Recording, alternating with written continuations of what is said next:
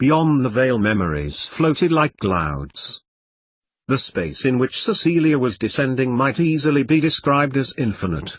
The dark grayness spanned out in all directions with clouds of lighter grey interspersing the space around her, and this was one of the reasons why infinite would be a good adjective to describe the ether around her, although there was no reason for her to suppose that here, beyond the veil, the place did actually go on forever. As she descended, the clouds seemed to part, as if repelled by her presence there, noise and chattering from those that passed her by entering her ear and cutting straight off, like a radio being played in a passing car. What was compelling her to head downwards, Cecilia was unsure, for the rope had to have an end sooner or later, but she had a feeling that words like end and down ceased to have any meaning. For want of more suitable words to replace those with which she was familiar, Cecilia noted her descent was bringing her down, or perhaps further in, to the space, and she continued to weave her way past these clouds, areas of concentrated consciousness whose mysteries she was about to discover for herself. All of a sudden she felt herself jerk to a halt, and Cecilia realized she had actually come to the end of the line. Around her waist the rope tightened, but Cecilia was continuing to descend. An abstract thought crossed her mind as vague discomfort was replaced with hot agony. Either she was going to have to get out of the rope, sealed so expertly with magic by Snape, or she would suffocate as it eventually cut off access of the air to her lungs. Choosing survival over certain death, Cecilia's mind, overcome with survival instinct, compelled her to struggle with the knot of the rope, while at the same time she caught her foot around a tendril no thicker than the rope around her that was attached to one of the larger memory clouds. Fighting with every fiber of will, Cecilia pressed her fingers below the ever-tightening rope and she pushed against it. It worked. Just as she had managed to secure herself to the tendril with her foot, the rope unraveled itself and the end dangled just above her head, retreating slowly as the tendril attached to the memory pulled her towards it. Knee-bent, Cecilia pulled herself towards the tendril, vaguely aware of the fact that she would have to find it later in order to get back out of the veil, and also that she needed to catch Sirius's falling memory. She inched her way towards the cloud, hugging the tendril, which appeared to be made disconcertingly out of fog, and, once she reached it, beguiled by the noises and voices, stuck her head into the misty mass. Snippets, like film clips, sections pieced together, began to play before her eyes. In this one, Cecilia was in someone's garden as children played with toy wands and pretended to curse their dolls. She pulled her head back and looked up. Others drifted close. As they sailed past her, Cecilia stuck her head into a junior Quidditch league, she surmised, from the look of the size of the players and brooms. Cecilia pulled her head out. They were all lost memories, memories of anyone who has died in custody, along with those that had once belonged to people who had given up their memories voluntarily and those from whose minds the Ministry had wiped. She put her head into the memory which was carrying her and watched this time as one of the wizard children leviosed her doll into the tree at the far end of the garden, the other, much younger child watching in awe at his sister. A memory. Whose? Cecilia didn't know. She wondered whether they would be like the ones that she had been privy to with Minerva and with Remus, whether, if she slipped down between the swirling mists, she would be a spectator therein. A growing certainty was beginning to dwell heavily on Cecilia's chest. Who was she to decide what to change? And even if she was the person to decide, the memories could only be viewed. She could not pick up anything or interact with the images she saw. She looked up and watched other memories, some large and some small, each tethered together with at least one but many with several more tendrils, some forming these tendrils between them as if active connections between the memories were being forged as she watched. But there was no time to ponder her own role in all of this now, let alone how the links were made together. Overhead, the memory that was Sirius's, tinged with lilac, drifted down towards her. She had to catch it. And once she did, it would lead her, like a guide rope as other tendrils formed, to that of his brother. Reaching out a hand, Cecilia had to lean right off the memory around whose tendril she had entwined her foot so as to be able to catch the memory. It seemed to be accelerating as it neared Cecilia and also becoming attracted to other memories as it passed them. If it connected to these memories, she knew all would be lost. She would have little or no chance of locating it again or anything whatever to do with Regulus Black in amongst all those millions of memory clouds which were drifting around. Just as the lilac-grey memory approached Cecilia, she reached out a hand. At the same time, a tendril sprouted from another cloud which had been seemingly pursuing Sirius's, tethering them both together. Had this not occurred, Cecilia knew that she would never have reached it. She hauled herself off the first memory using the tendril that had sprouted, ducking as a second tendril began to sprout from another memory cloud and sticking to it like a limpet. Pulling herself up to it, Cecilia closed her eyes. Here she was, on the edge. There was no going back. And she plunged herself into the billowing cloud. It seemed to take a few minutes before the scene before her appeared. It was as if the people in this memory were slowly making their way forward to the front of the stage. One or two made their exit before Cecilia had a chance to recognize them, but there was no mistaking the person who was standing before her, or at least that person's image, enlarged to fill the whole of the arena. Despite the fact that it had to have been 20 or so years before Petunia Dursley, her thin, pointed face, blondish hair and untrusting eyes looked back out from the photograph that a woman was handing over to a boy. Not a boy. A young man. And not a man. A wizard. Why you say that you're a friend of Lily's? The woman looked at the young wizard, her eyes narrowing in the same manner as her eldest daughter, conveying doubt mingled with hope. Yes, Mrs. Evans, said the boy. Mr. Evans. He nodded deferentially to the man standing next to the woman holding Petunia's photograph. I've just come from Lily and James's. Lily's as worried as you are. Both of them are. And you can help, can you? The man, a short, stocky man, approached the young man. The young wizard nodded and glanced down, a mannerism which Cecilia had seen several times before and recognized straight away. Mr. Evans, I have reason to believe that she's with my brother, or at least Regulus is involved in her disappearance, somehow?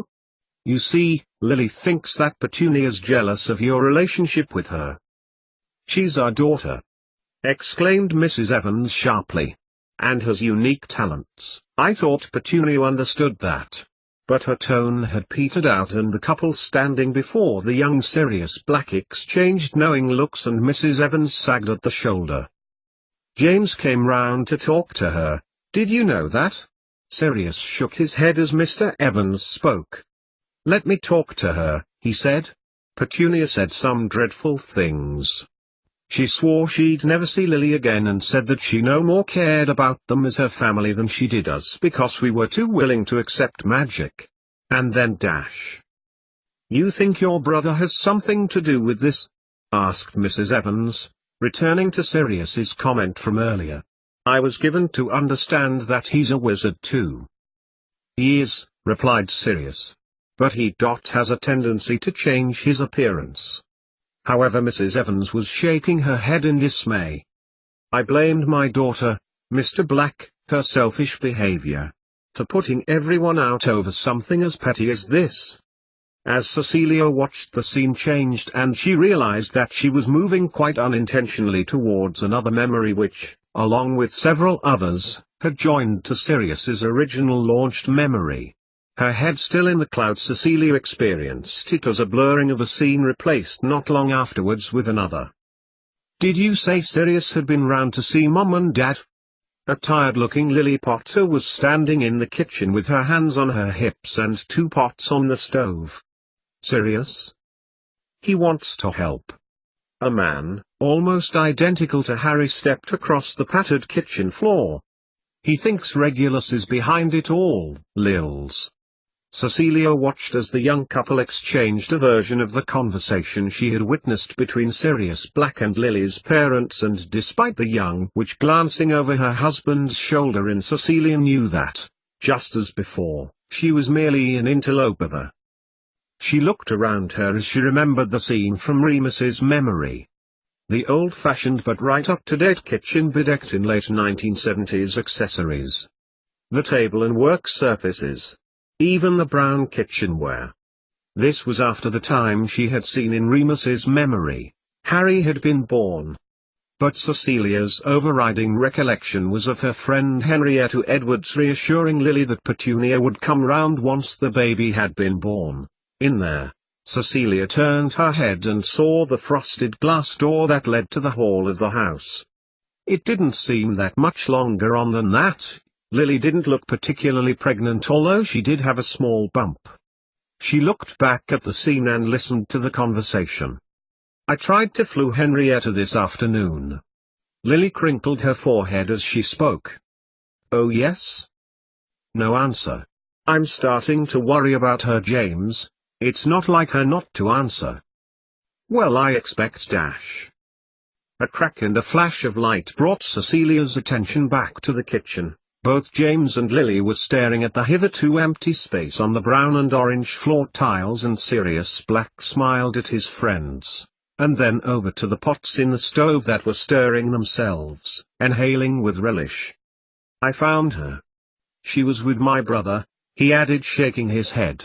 I don't know what she was doing with him, but it seemed that she thought he was a mole. He'd altered his appearance and everything. Petunia's back at your parents. Lily smiled and held out a hand towards James, who took it comfortingly. Though I don't know why I bothered though, continued Sirius, walking over to a chair and sitting down on it lazily. She was far from grateful. I had to silence her in the end. She wasn't happy.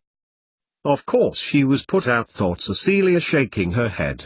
Petunia's parents didn't know her. Clearly she went through a phase of rebelliousness because of some sort of bitterness towards them. She didn't blame her life being put second to Lily's when actually she had magic too. And then there was Sirius, marching in with his size 12s and easy arrogance. Petunia Dursley had been bristling with bitterness when she had mentioned her encounter with Sirius Black, and, from what she could see here, Cecilia could easily fill in the gaps between the two. It was easily one of the reasons Petunia hated the Wizard World. She could feel her resentment in Sirius's laid-back tone. I'm sure she wasn't, replied Lily, clear relief in her voice. And I don't know what would cause her to run off like that, though she was behaving very strangely when I saw her last. She shook her head, smiling at James. Thank you so much, Sirius. How did you know where to find her? Asked James Potter, sitting down opposite Sirius, who raised his eyebrows knowingly. Something going on with his old interest. Mother's approving, he added in a low, disapproving voice. He looked up as Lily turned to him, listening. Lily's concerned about Henrietta, explained James, clearly attempting to put an end to their embryonic discussion. She can't get her by flu. And then Cecilia remembered. She remembered this. She remembered remembering. Knowing about this. Henrietta was missing. Regulus Black had taken away Petunia Evans. Sirius made to swing his feet onto the kitchen table, but James frowned at him disapprovingly. So? She's been like that for months. All this going back to being a mole. I don't think we need to worry about Henrietta. All the same, replied Lily reprovingly, she is our friend. Then I reckoned that she should have remembered that when she handed in her wand. Cecilia waited for the conversation to continue, but it felt as if the mood was changing. Her thoughts about Henrietta being beguiled by Regulus in the guise of Sirius, and how Petunia Evans was nearly the unwitting victim, began to fade as the scene dissolved into an impressionist painting, and she felt the consistency of the memory changing from springy candy floss to smoke. She raised her head, but this time there was no memory to which she could traverse. Others had attached to the dropped memory now. Perhaps she could cross to those? Carefully Cecilia inched back towards the tendril that she had crossed. Its length and breadth had increased though, and she used this to her advantage, pulling herself back to the original memory that had contained Lily's parents and Sirius, and over the surface to the other tendril. It was thinner than the one she had crossed, more spindly, and from what Cecilia could tell, newer connections like this one seemed more fragile. She focused on the memory cloud to which it was attached, wondering how this was related to Mr. and Mrs. Evans and Sirius. Was this something to do with Petunia herself? Was her repugnance at being rescued from the overconfident young Sirius about to be revealed? Or could this be the memory in which Regulus Black revealed the Horcrux and she could isolate it and return it to the wizards above? Cecilia's speculation, however, was not to be realized. The tendril which appeared to be attached to the memory on which she was sitting gave way as she moved onto it, plunging her down, away from Sirius's original memory. Through many memories Cecilia passed, flicking through scores of snippets before catching hold of something solid. 88,888,888. Mrs. Frobisher is alive? Harry's incredulous exclamation reverberated around the dome chamber as he looked between Snape and Sirius. His gaze fell on Snape and he frowned. "Don't look at me, Potter," growled Snape, his wand aloft. "I knew nothing until I got here. I think you'll find it was your godfather who chose to keep her secret." Harry wheeled round to look at Sirius, who had the grace to look a little embarrassed. "Never mind who knew what," shouted Ron, arcing his arm towards the assembled witches and wizards. "Are you going to get that potion and take it?" Harry glanced at his friend and, with a firm nod, looked back at Snape, who placed a vial into his hand. As he closed his fingers over them, an inaudible cry went up, seemingly from the farther group of Ministrieres, who were equally challenging the Order and the Death Eaters, both of whom had in turn raised their wands, waiting, inanimate and unresisting, and for the Eras to make a move, some of which looked bewildered at the scene before them, or very uncomfortable at the very least. Harry glanced over the scene, wondering why nothing had happened yet. And then it dawned on him, out of the three factions of wizards none of their leaders had arrived. "Come on!" shouted Ron, pulling the arm of his friend, and they followed the other young Hogwarts witches and wizards who had chosen to accompany him, scuttling back behind the Order as Mrs. Weasley beckoned frantically towards them, and to her relief they darted back behind them. Harry jerked his head towards the Eras as the cry that had gone up before was repeated, this time audible and clear. "Sirius Black!" Through the Eras pushed a high-ranking Ministry official who had been put in charge of Sirius's recapture. His moment clearly had arrived, and he was on the brink of becoming the bright shining star of the Ministry. "Sirius Black!" he panted, his combed-over hair slipping down over his face as his hat slipped off behind him. "Come quietly, man, or we will take you by force." Sirius said nothing, fixing his gaze from his position by the archway to a point just over the wizard's shoulders.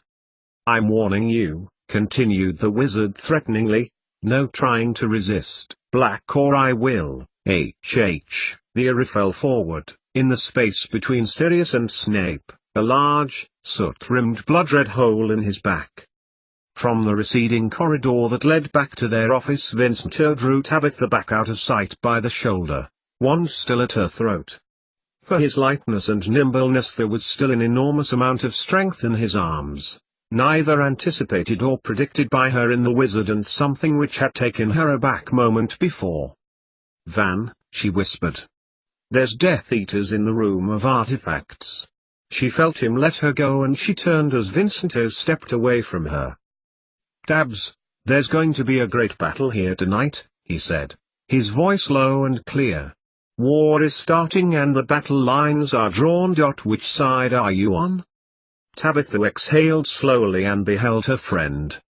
Clearly, if she had become involved with declaring to the wizards that their ally Snape was a Death Eater, things may have become a little hairy, and she silently thanked Vincento for bringing her away from the action. "Van, did you get my letter?" she whispered. "What? This one?" He held aloft the parchment that Tabitha had quilled less than an hour before, and she nodded.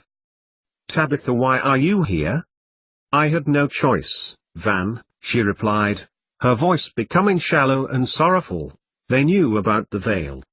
Her colleague crossed the dark marble floor from which the whole of the artifacts room was made and put a thin, delicate arm around her shoulders comfortingly.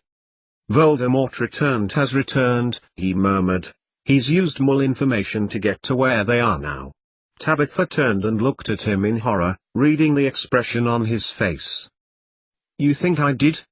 You think I am a Death Eater? She glanced over at Snape who, with Sirius Black, were standing guard by the Veil entrance and wondered how it was that he was there, trusted and relied upon, and she, Tabitha Penright, was doubted by her closest friend. She looked back at Vincento, whose face had softened, and he placed a hand on her shoulder. No, I can't believe that of you, Dabs, he replied, smiling softly, making Tabitha's heart flood with the generosity and self-pity. I've been weak, Van. Why did I just let Umbridge use me like that? Before her friend had a chance to answer, a flash of white light brought their attention to the archway arena. It was enough to bring the half-dozen Death Eaters who were attacking with guns a full complement of valiantly defending order using magic to a halt. Tabitha watched a figure materialize out of the darkness, in one hand holding what looked like a limp dishcloth but was in actual fact Dobby. Both Tabitha and Hermione Granger spoke the house elf's name, but the similarity ended there, whereas the student witch screamed the name, the Mysteria whispered it to herself. What? Asked Vincento slowly, watching as the figure moved towards the Aurors. Umbridge, she said aloud.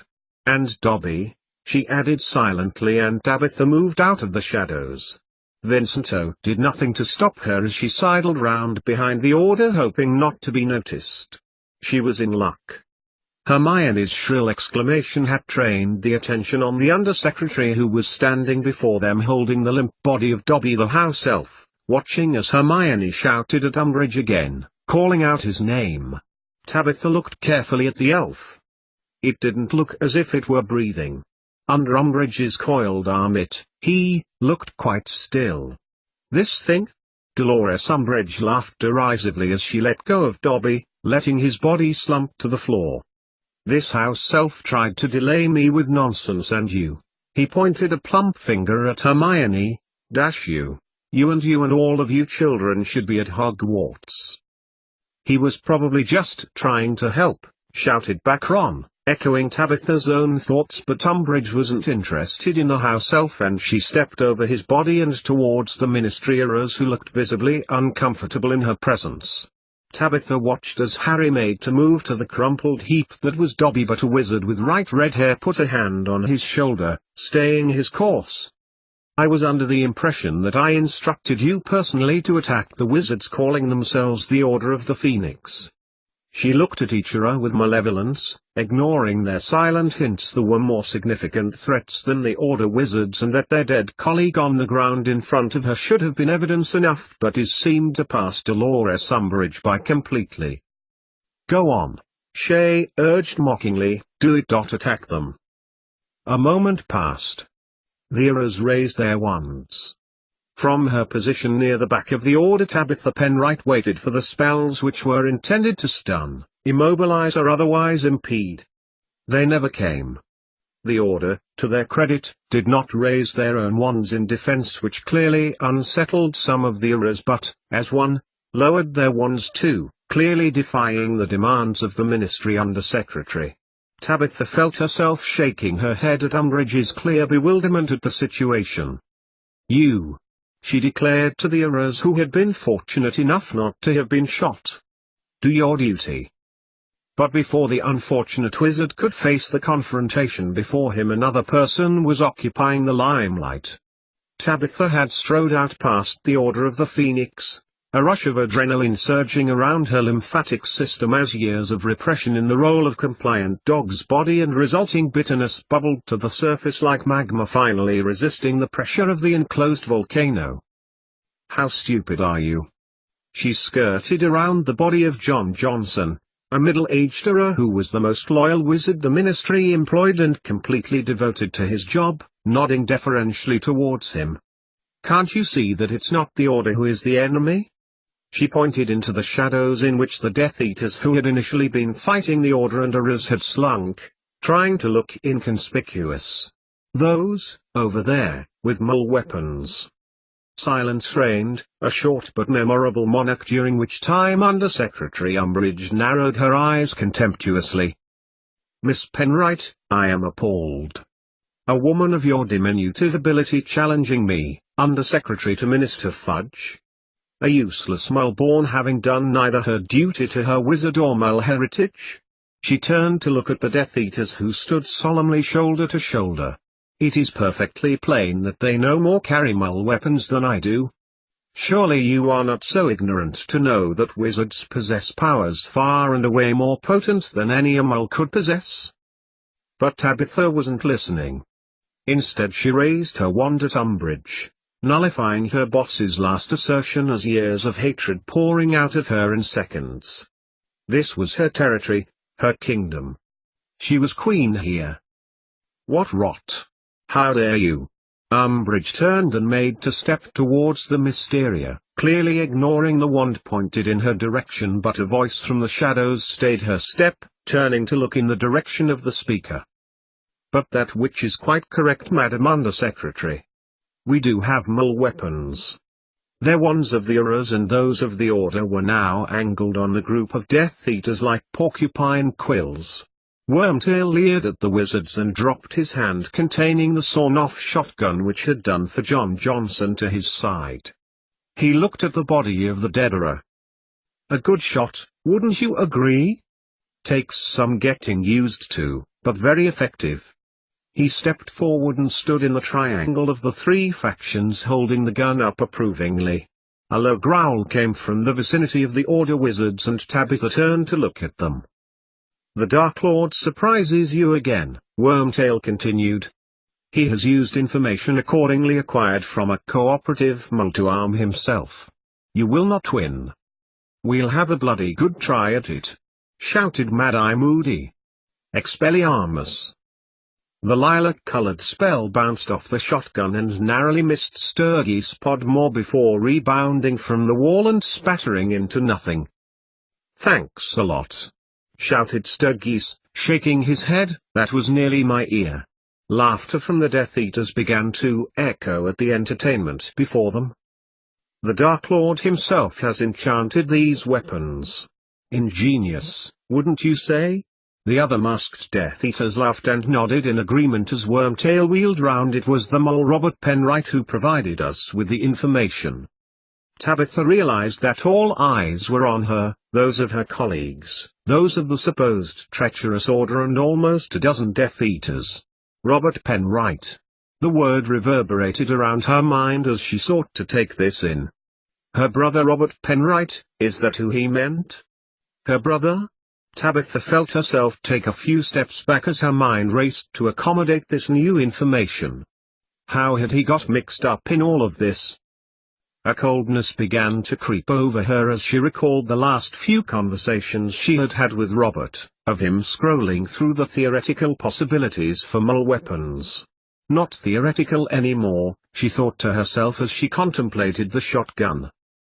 The cavern containing the archway and veil, and several wizards and witches began to fade away from her mind as she felt herself overarch the scene.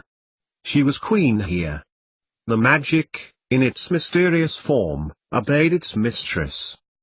"This is my realm," Tabitha declared, ignoring the fact that a gun was now being pointed towards her. "I would think very carefully before starting anything here." Rooting her feet to the ground and staring at Wormtail, she missed the revolver that another Death Eater was pointing in her direction. The shot tore through the air and then through Tabitha's clothing, leaving a pool of dark liquid as evidence of success. Beside her, Umbridge screamed and then vanished, leaving nothing but a wisp of smoke as the witch disappeared. Tabitha sank to her knees as Wormtail took a few steps towards her, the shotgun pointed unmistakably at her chest. She waited for the shot, thanking silently whatever had made her the witch that she was, that she could interpret these mysteries hidden to so many before she died. It didn't come. What did was a battle, erupting like a pressurized volcano. the top blowing into the air as spells and bullets flew about. A piercing scream went up from the back of the order group, someone yelling for the children to get down, but the gunshots would never have reached them in any case because of the human shield that were the Ministry Eras, located as they were between them and the Death Eaters. The hapless wizards did not stand a chance, and many of them fell onto the dark marble floor of the chamber before they could fulfill their boss's latent demands, bullets lodging in skull, torso or limbs. Tabitha felt her stomach lurch and blood began to ooze down her shoulder, and she felt her heart pound as it fought to cope with depressurization. As her gaze slowly met with floor level, she realized that Wormtail was still standing over her, his black boots inches away from her face. "Go down like your brother, Miss Penright," he mocked, holding the weapon close to her head. "Your filthy mole blood will soon be reunited with Dash." When he didn't finish, Tabitha looked slowly up the Death Eater's body until she reached his face, before continuing the line along the wand that was pressed to Wormtail's throat, down their long, dark mark-inflicted forearm, to the shoulder before looking at the face of Severus Snape. The wizard's face was fixed in a snarl directed at the Death Eater, his body rigid and firm. Tabitha drew herself back as Wormtail began to laugh, mockingly and humorlessly. "You won't, Snape," he rasped, his voice hollow and strained. "You've too much to lose, traitor." "Go on," Snape growled, reinforcing his wand position at the Death Eater's throat. "One small move, Wormtail, and my conscience will be eased knowing I had a reason." "That," spat Wormtail, throwing his gaze contemptuously at Tabitha, who was inching back still further towards the wall by the archway and to safety. "That's your reason?" Snape said nothing but continued to stare at Wormtail, his eyes fixed on his adversary. Tabitha watched the scene, waiting for one of them to make a move, and she wondered what would happen if neither of them did. She shuffled further back, ignoring the pain that was in her arm. Just then a bolt of blue light shot between the two wizards from the background of battle. Hitting neither of them, this gave Wormtail an opportunity. Snape withdrew his wand under the influence of a revolver that Wormtail was now pointing towards him, willed him down onto the floor towards Tabitha. "Tell the mudblood, Snape." Wormtail stood over the wizard, who was now on his knees, watching as his adversary leveled a weapon. "Tell her what you did." Tabitha turned to look at Snape, who at first said nothing. Then he returned her gaze, staring straight into her eyes. "There's more to all of this than your mysteries," he said slowly, taking in her face pale and blood-spattered. "I should tell you. You've the right to know." He trailed off as Tabitha shook her head. "No. Don't. I know too much already." Tabitha broke off as Wormtail began to laugh, standing over them both, and shook his head mockingly. "Not that, Snape. The other thing that you did. The mole baiting. The capture of moles. The torture of moles. You were one of us then. And now," Wormtail looked between Snape and Tabitha, "you've finally found someone you care for more about than yourself, Snape. To think it used to be Cecilia Frobisher." With his other hand Wormtail leveled his wand. Crucio. But in the lowering of the gun, Snape was too fast for the wizard and raised his arm swiftly. "Protego." The torture curse deflected from Snape's wand and against one of the walls, on course to hit Tabitha Penright. With reflexes of a cat, Snape turned again. Dash. Cavenemicum. Before standing tall, blasting a third bolt from his wand. Wormtail, trying to reach for his gun, and stumbled, the weapon and his wand tumbling from his hand as he fell towards the hard floor. He reached for their wand, but was too late. Snape stepped forward and placed a large black boot onto it. Wormtail howled as Snape stood over him, before giving the Death Eater a rather unwizard-like kick in the ribs. With all the strength she could manage, Tabitha got to her feet. Her adversary was on the floor. He had killed her brother. They could finish him off together. But as she made to step forward, she stumbled, falling heavily down as an agonizing jolt spread over her shoulder as more spells from the battle behind them flew past, dissolving, hissing and spitting around them. She watched as Snape picked up Wormtail's wand before using his own to destroy the gun and then handing the wand back to the Death Eater, who glanced in Tabitha's direction, giving her a loathsome look. "Honorable. Go!" shouted Snape as Tabitha struggled to get to her feet again. "Leave him to me." Another bolt, this time yellow and of a high velocity, coursed towards them, hitting Tabitha full in the chest. She fell back, hard onto the floor again at the base of the archway. A disarming spell which had caught her off guard, knocking her wand out of her hand. It rolled towards the veil, slipping innocuously over the edge and into oblivion. Tabitha cursed aloud with some well-chosen profanities. The one time she could use her abilities to her advantage and to those around her, she'd now lost her wand. A pulse of pain throbbed in her shoulder again. Her injury was getting worse. If she didn't have it removed soon, she knew, it would start to go septic. But what chance was there of this being over soon? Her mind drifted to the scene around her. Wormtail was trying to fight Snape with what looked like a seriously impaired wand. Snape had encouraged him cruelly to show him what he was made of, but there was little chance of the Death Eater actually winning. She looked at the larger arena where now more bodies of injured and dead wizards were littering the chamber. It was hard to tell who was actually winning, though Tabitha hoped that it was not the Death Eaters. An image of Robert, her brother, fixed in her mind as she began to sense a tingly feeling in her left arm. Her poor, stupid brother, motivated by greed, no doubt. Sandwiched between two demanding women.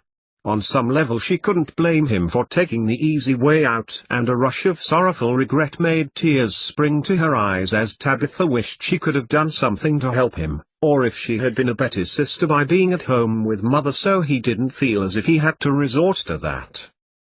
Then her eyes rested upon the archway and she watched the material that was the veil fluttering in the non-existent wind. Had her boss taken the time and trouble to ask her, Tabitha could have explained that the veil moved because of the movement of the memories contained within, and also without. She hadn't. No one had. That wasn't entirely true. Vincent had paid some interest. Then there was the mole. Cecilia Frobisher.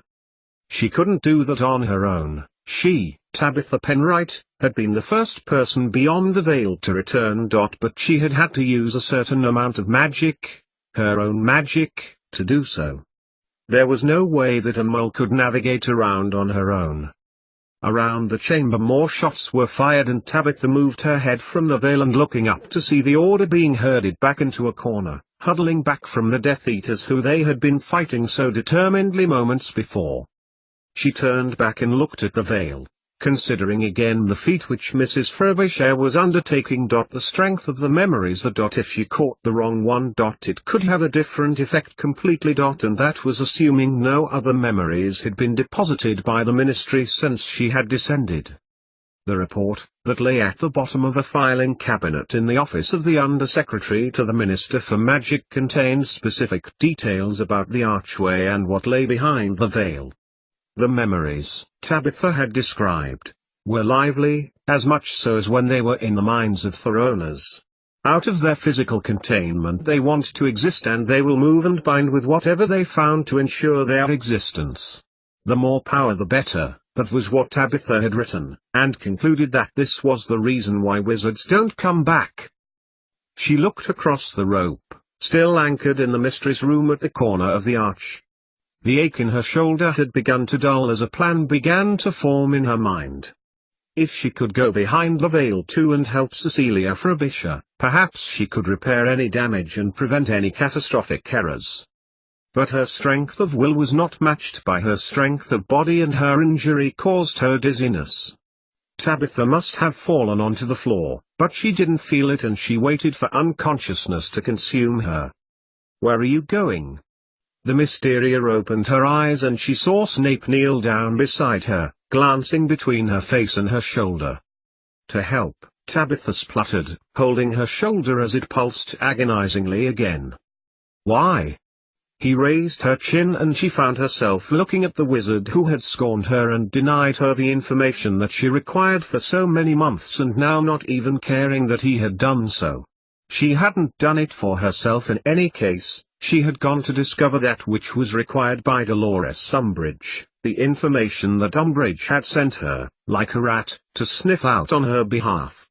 She glanced forward and noticed the slumped, unmoving form of Wormtail a few feet away. "Well," Tabitha sighed, looking into his eyes, "I don't really want this universe to change." Snape looked as if he was about to reply, but the chance was taken from him as around them the whole chamber reverberated with the energy of a boom, like a low roar from the corridor of brains, as if something was exploding in slow motion. In the chamber the wizards stood, the Order with their back towards the exit corridor, the remaining Aurors who hadn't been killed by the first round of gunfire and Death Eaters holding them all at one point.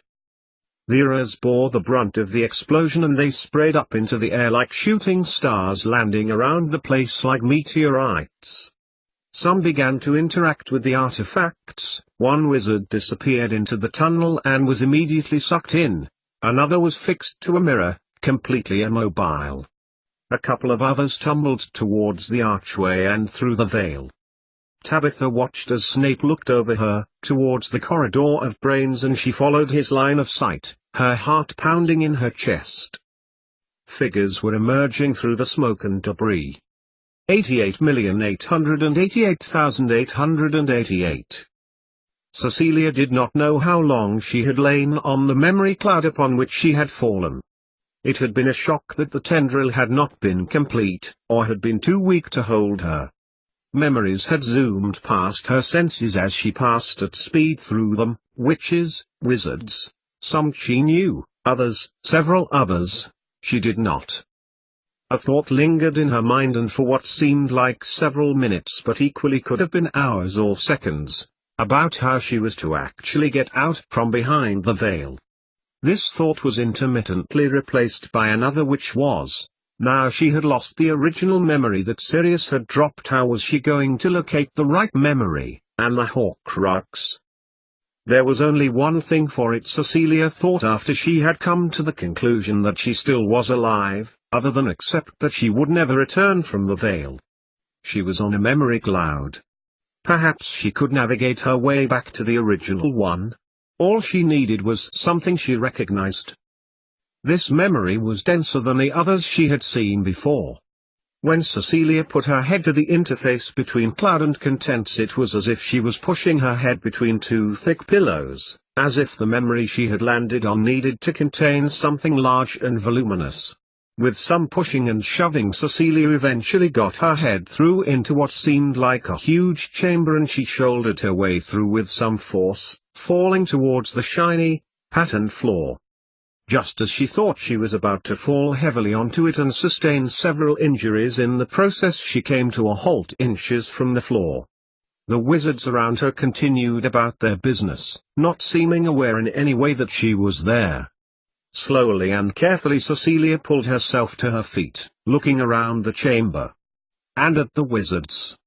To say they were dressed strangely would have been a good description of wizards any time, but here, in this official-looking place, Cecilia noticed that there was something indeed odd about them.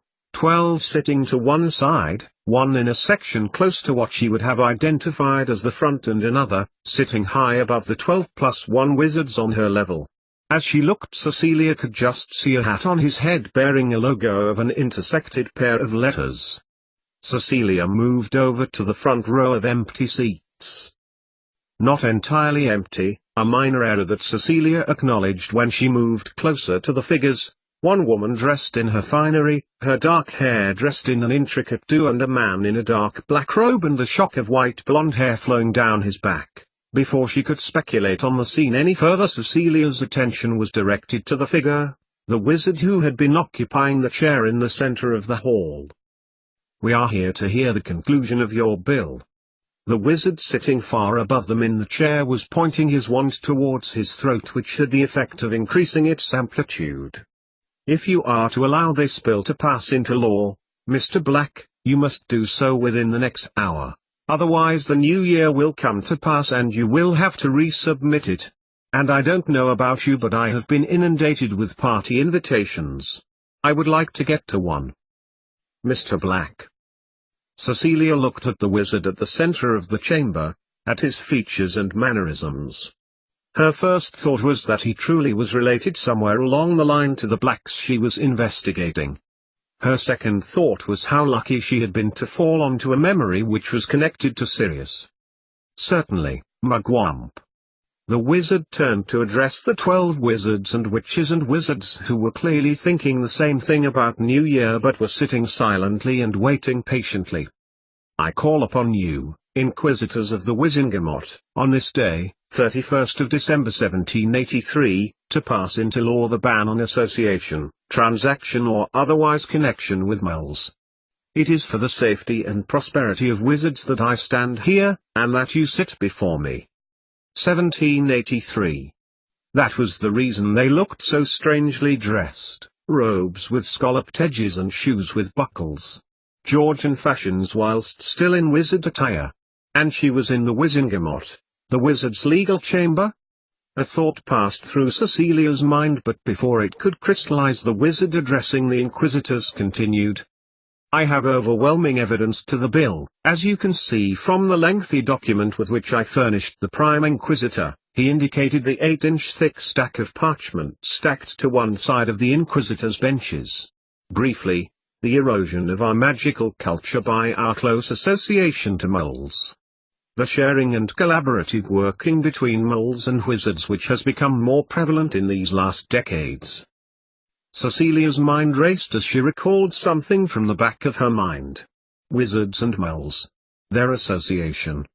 Laws to prevent this. Can you cite any examples, Joseph Black? Her suspicions were confirmed as the wizard who appeared to be the Prime Inquisitor, next to whom the parchment stack resided, voiced the wizard's name. He spoke clearly and succinctly, which seemed to Cecilia to annoy Joseph Black. So, she was in a memory, someone's memory of the actual legal proceedings dividing moles and wizards which Joseph Black had instigated. Were she not preoccupied with her task, Cecilia would no doubt have marveled at the coincidence and relished the experience of observing this ancestor of Sirius's, of whom she had associated only indirectly when she made connections with the universal link.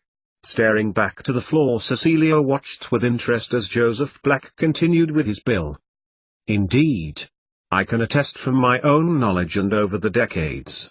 It is my experience that moles seek only to gain power for themselves, and that free exchange of ideas between mole and wizard have resulted only in the advancement of mole society. At present it is going through a revolution, not social but industrial, where the know-how of wizards have been distilled for the use of moles. I know this, he said slowly, beginning to pace before the inquisitors, because I, like so many others, built up connections in the mole world, because we were under the illusion that it was the right thing to do. We took pity on their inferiority and sought a way to assist them. As a result, Joseph Black stopped and shot a look at the woman sitting a few seats away from Cecilia, who moved visibly at the wizard's stare. When the moles whom I assisted realized the work I had carried out in my capacity as an ambassador for mole knowledge, they stole it and put it to their own ends.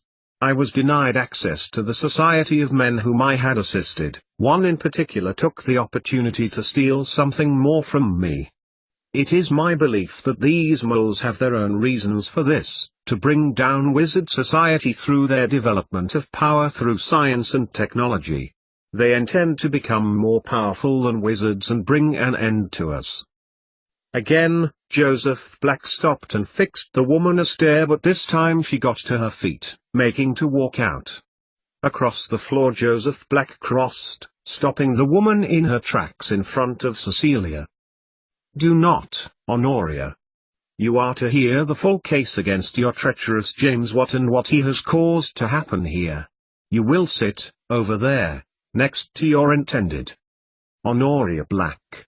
As Joseph Black made his way back towards the inquisitors, she watched the woman sit back down a few seats away from the blonde-haired wizard, and Cecilia tried to piece together what she could remember about her. Honoria Black, who had fallen in love with a mole. Joseph Black introduced the mole restriction laws and made her marry a French wizard. Malthus Malfoy. And here she was, sitting in the very courtroom listening to history being spun by Sirius's ancestor, something which had such repercussions down the decades to the present day. His bill clearly intended to restrict knowledge to moles, and that he had forced his daughter to be present when he did this attested to the cruel, bitter streak that Sirius himself had described to her. And Honoria had loved. James what? Thank you, Mr. Black, said the Prime Inquisitor, pulling Cecilia's mind towards the proceedings before her. I think we have heard enough. It is indeed worrying to us that moles are attempting to undermine our society. It is, in fact, not the first time that you have proposed mole restrictions. He looked up towards the mugwump, who shook his head in confirmation.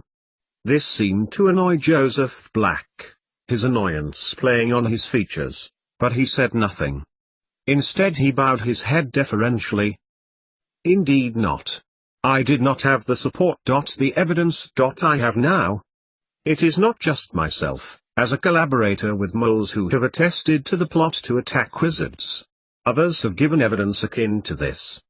The Prime Inquisitor nodded his head. And of what do your restrictions comprise? He had bribed wizards and used his influence to get the bill heard. Cecilia remembered, and now he was standing before the Wizardgamot about to pass the most prejudicial, restrictive law in the history of Wizardkind, which would infiltrate every part of their lives and traditions. She sat forward and listened. Further to the complete severing of ties between moles and wizards, mole-born wizards and squibs are to carry fake wands so they can be distinguished amongst a crowd. In addition, they are to be stripped of bank accounts with contents of over 10,000 galleons, lest they become entangled in a mole plot to overthrow us economically, thus impoverishing wizards in the years to come. And thirdly, for purity of the wizard world, pure blood marriage is to be declared the ideal, with tax reimbursements for marriages. Cecilia watched as the faces of the rest of the Inquisitors became stiff and still. Clearly they didn't wish to be there. Maybe even they didn't want their names to be associated with what Joseph Black was proposing.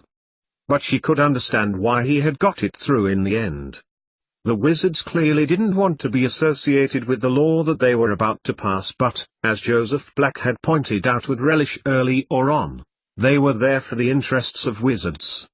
If a threat existed, then they would have no choice but to act. Ah yes, nodded the mugwump, aloft. It is with our deepest congratulations that we wish to bestow upon your daughter for her own impending marriage.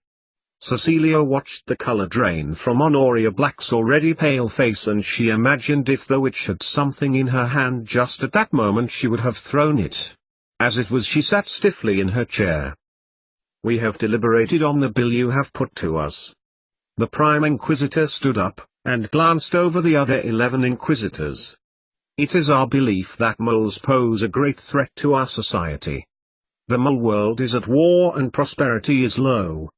Economically, by cutting ties with their world, it will guarantee that they will not be able to oppose us.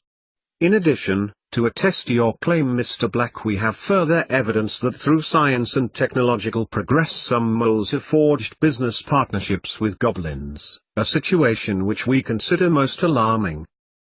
Thank you. From his high chair in the gods of the chamber the mugwump stood, bowing towards the Inquisitors. You have passed what I believe to be the most fundamentally important laws of our time. Because of you, wizards can now sleep easy in their beds. Fundamentally important? Cecilia shook her head. Do you know what is happening between your descendants at this moment?